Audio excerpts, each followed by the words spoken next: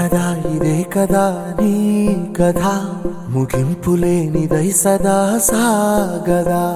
ఇదే కదా నీ కథ ముగింపులేనిదై సదా సాగదా. నీ కంటి రెప్పలంచున మనస్సు నిండి పొంగిన ఓ నీటి బిందువే కదా నువ్వెతుకుతున్న సంపద.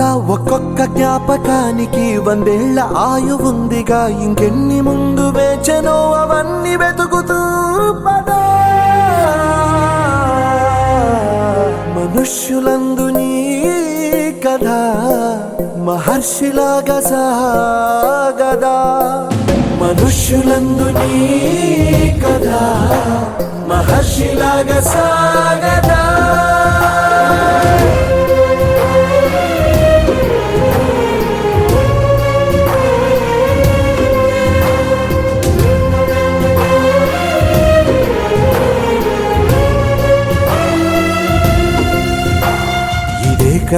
ఇదే కదా నీ కథ ముగింపులేనిదై సదా సాగదా.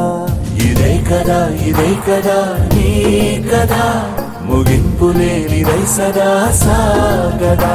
ఛానల్కు నమస్కారం. మాకు భీమలతో ఈ దావకంలో వండి ఇప్పుడు 8 నెలలు అవుతుంది. 8 నెలలు అవుతుంది.